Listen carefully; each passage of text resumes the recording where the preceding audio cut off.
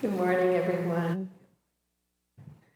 Hriman and I are just delighted that Shanti invited us to come down and help with the Kriya this weekend. The Kriya initiation took place last night, and you get to look at the glorious altar from last night. Thank you, whoever put that together. It's beautiful.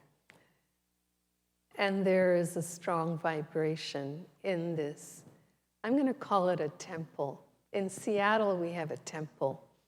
And here, it looks like a church, but it's a temple. So I'll trip on that word now and then, but there you have it. So reincarnation is a really big topic. Do you ever stop to think and then forget to start again? Well, I'm going to tie that together because it takes a long time. You know, I was driving, we were both being escorted by Shanti this morning to the temple. And driving along, I realized that I had lived here in a prior incarnation in this lifetime.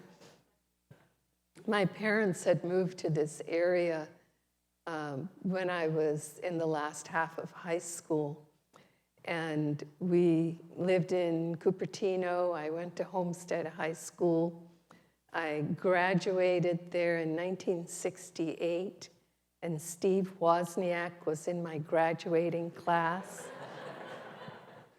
So, you know, Silicon Valley was still just being stirred up in a garage somewhere, or several or many garages somewhere. And it was in that period, I went to Cal Berkeley, that somebody handed me Autobiography of a Yogi when I was 19. And I first found Ananda, but I also first found the concepts of karma and reincarnation in this lifetime. I immediately took to the concept of karma. It makes perfect sense in one way: action and reaction, reaping and sowing, that kind of thing. Even though I wasn't raised religiously at all, or not even in a Christian family, but I heard about concepts of reaping and sowing, but it didn't make complete sense. It could not make complete sense without reincarnation. They're really twin doctrines that go together. Otherwise, it doesn't make any sense. Why would a little baby be born as a crippled baby? I mean, they haven't lived yet. They haven't had any karma yet, unless you see the bird's eye view of many, many lifetimes of reincarnation, of working through our karma. And it was auspicious also that this topic would fall on a Kriya weekend, because Kriya is the gift, it's a key that can help us transcend our karma, purify our karma, so that we don't have to come back lifetime after lifetime after lifetime, working it out, as Yogananda called it, in the bullock cart way. You know, we can get there that way, but it just takes a lot longer. And Hriman and I like to joke that we don't want to come back and be teenagers again, ever. It's total motivation to get out in this lifetime. Well, Yogananda offers Kriya Yoga as the jet airplane route. Through Kriya, we get to dislodge all the karmas which are lodged in our astral spine, free them, offer them, with an act of self-offering for purification. And in this way, we can work inwardly through the inner life, the karma which has to be resolved. It has to balance out. It has to be experienced, but it can be experienced internally. And with proper practice of Kriya, longer, deeper practice of Kriya, in one lifetime, we can be free. We can experience the divine consciousness fully, which resides within each and every one of us. We can ignite that spark. You know, in Autobiography of a Yogi, I think it's there, Yogananda conveys a conversation between Luther Burbank and Henry Ford. And they're conversing about how odd it is that people don't believe in reincarnation. They believed in reincarnation. And they said, just because you don't remember your prior life doesn't mean it didn't happen. In the same way that, you know, a baby is in the womb and is an infant, we don't remember. Most of us don't remember that. I would venture to say no one truly remembers that except someone who's already free. And so it doesn't mean it didn't happen. I remember when we have two children together, and our son, when he was not an infant anymore, but a baby going into toddler, and he'd be in the high chair next to the table, and I'd be feeding him. And then he kept trying to stand up in it. That was before the days when they had seat belts in high chairs. They didn't even have seat belts in cars. You know? A few cars had them, but they were optional back then. Anyway, he would stand up in his high chair, and I'd say, sit down, you're going to hurt yourself. Sit down, you're going to hurt yourself. And he'd keep standing up. And anyway, I'd be feeding him, and then I'd, you know, go to the fridge to get something or off the counter. And the minute I turned my back, you know, he'd fall out of the high chair. And it, you know, for a little kid, that's 2 or 3 times his height. And it would hurt, and he would cry his eyes out. And I would think, well, now he's learned from his mistake. And then the next time I turned my back, it would happen again and again. And I swear, you know, by the time he grew out of that stage, it felt like he fell out of that high chair 1,500 times. And I laughed, but I also laughed at myself, because I realized that's what happens to us. We don't just make a mistake, learn from it, get free. We make the mistake, and then we make the same mistake, and then we make the same. We just do it over and over. We get hurt, and we do it over and over and over again. That's the bullock cart route, you know. But lest we get discouraged, I was trying to remember this morning, it came to me, a story Swami Kriyananda used to like to tell as an illustration to have hope and to get the right attitude around this. There was a guru in India and he was having satsang with his disciples. And he had a very advanced disciple, at least that's how everyone felt about this particular disciple. But anyway, someone else in the satsang asked the Guru, when will I experience cosmic consciousness? And the Guru said, in 2 more incarnations. And then another one asked the same question. He said, just 1 more incarnation. And another asked, and he said, by the end of this life. And so it went on. And then the person who everyone perceived to be the most advanced disciple asked the question, and the Guru said, in 1,000,000 incarnations. And there was I can hear it in this room. There was a hush.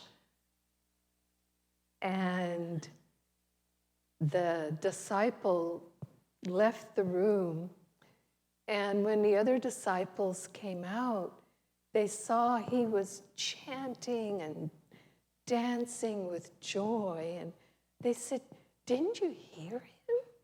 He said it would take you 1,000,000 more incarnations. And the disciples said, yes, but didn't you hear he promised I would experience God consciousness? And he was dancing for joy. And then, of course, the Guru said, that's the spirit. And then he freed him right in that moment.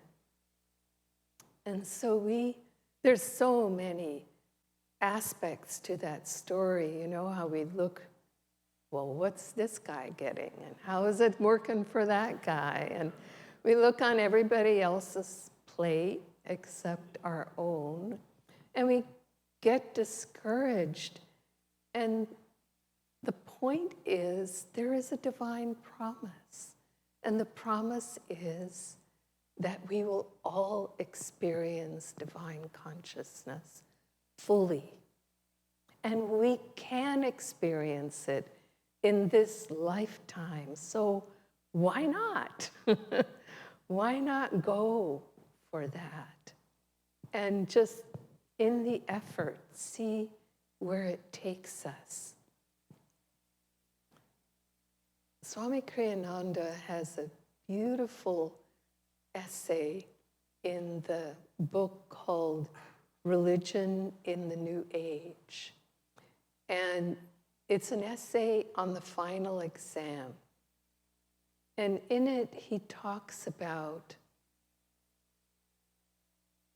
when we're with somebody who's going to leave their body, or when we ourselves are going to leave our body, try to leave mending fences, balancing out relationships, balancing out karma.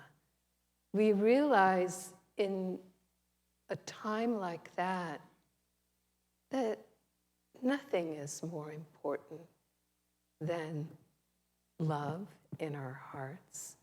God is love. How can we hold grudges? How can we hold pain?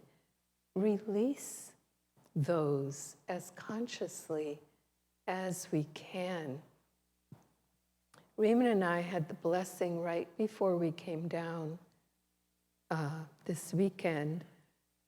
A friend in our community is at the final stages of cancer, and he's just gone on to hospice.